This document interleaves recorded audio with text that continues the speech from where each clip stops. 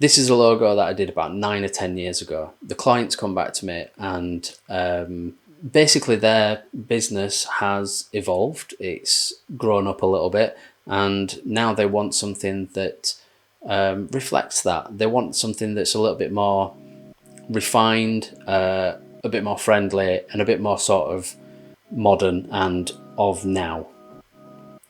So that's exactly what I'm on with.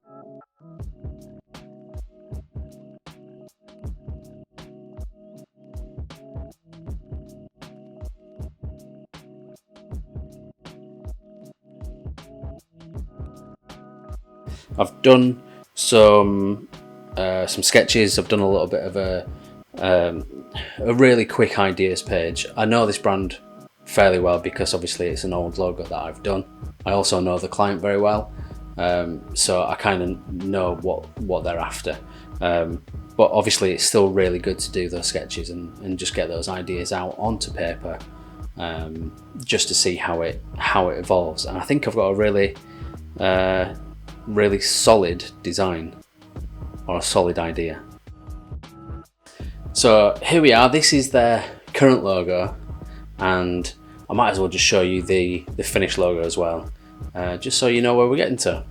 So this is their current logo. I wanted to keep certain aspects of this, so what I've done is I've kept sort of the sort of star shape, and here is the new version.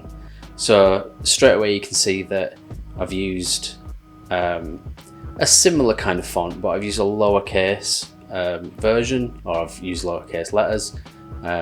I've rounded the edges, brought in the star shape, but also made like a little bit of a button, but it also has a resemblance to like a torque screw, the kind of screw that you might find in the back of a high-end machine.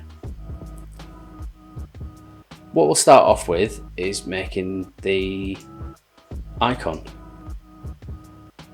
Now this isn't really going to be a tutorial, it's just going to be how I process through making that making this logo. So start off with the icon. It's sort of an isometric kind of shape. So starting off with a couple of circles just to create that shape. I didn't want it to appear too 3D. I wanted it to look a little bit, just a bit different. So I'll copy and then paste in place, and I'm just going to make this a little bit smaller just for that outline. And then using the line tool, bring that down, and I like to use this to sort of, I use this with the shape builder tool, just because it's a little bit easier when you're forming shapes. So if we select this and then select one of the circles and align to the edge of that circle, that'll give us our real straight edge there. So that's a basic shape, and if we select that and go to the image builder tool, we're going to bring all this in, and this part, and using Alt, that'll then bring up the remove tool, and we're just going to select over both of those, get rid of that, get rid of that, that, and that. That's our shape. So if we select this now and Shift X to invert those colours, to bring it back to that previous, I'm going to take just the centre of this because I quite like that, just that centre piece. Copy that and paste.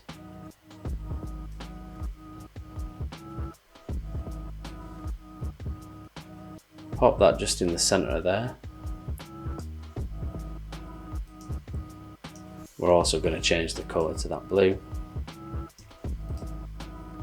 So to match the rounded corners that I'm going to put on the font, I'm going to round these corners as well.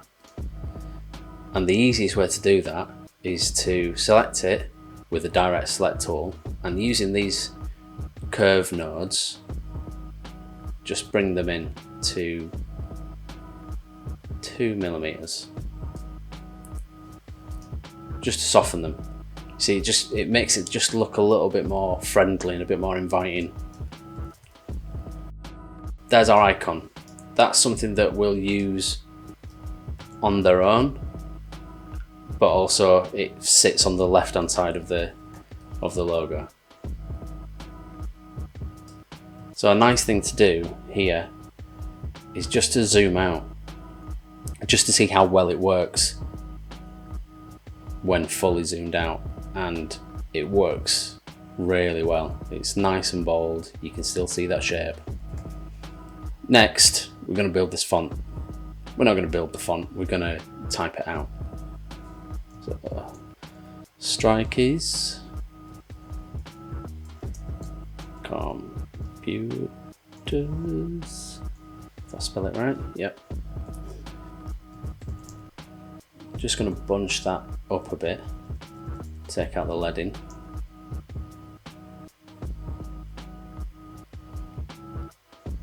So it sits well. I like how this space is kind of there for the Y. It's one of those nice occasions when it actually works. Bring this down a tad.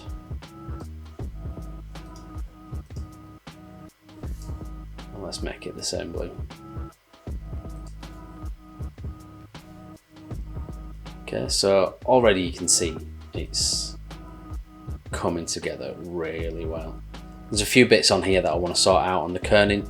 The kerning on the K and the E, it's just a little bit too much for me. There's a few other letters that I think could be tightened up. It's one of those things that you'll find on most fonts, because obviously every character has to have its own sort of kerning pair and kerning set, and you can't possibly get everything perfectly right for every single word and instance in there. So in terms of logo design, you might have to give it a little bit more care on the kerning, but that's fine. It just makes it even more unique.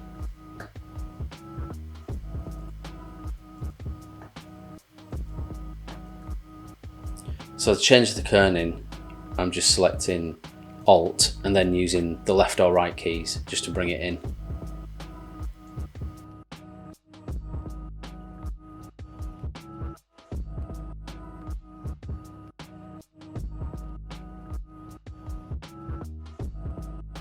So I'll bring the EMY in.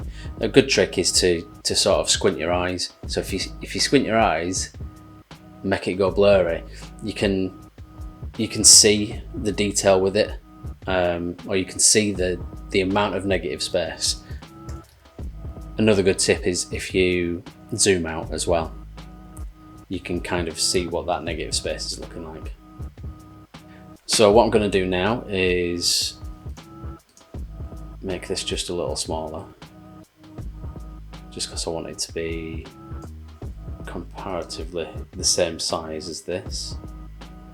Right, so those are pretty much the same size. So what I'll do now is just take a copy of that and place it off. Place that off the artboard.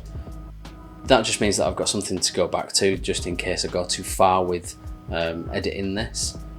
So the reason that I've made a copy is that I'm gonna outline the font, and obviously I want something that I don't have to go back to and rekern. It's just a safety measure. Now to make these corners a little softer. Now what I'm going to do is select all the corner nodes. I only want to select those nodes because if you select everything in the font, it'll try and curve everything, and it'll just look a little bit of a mess. So I only select the ones that I want. All the sharp corners on the center of the letters, they're all going to stay. It's literally just the edges that are getting some soft treatment.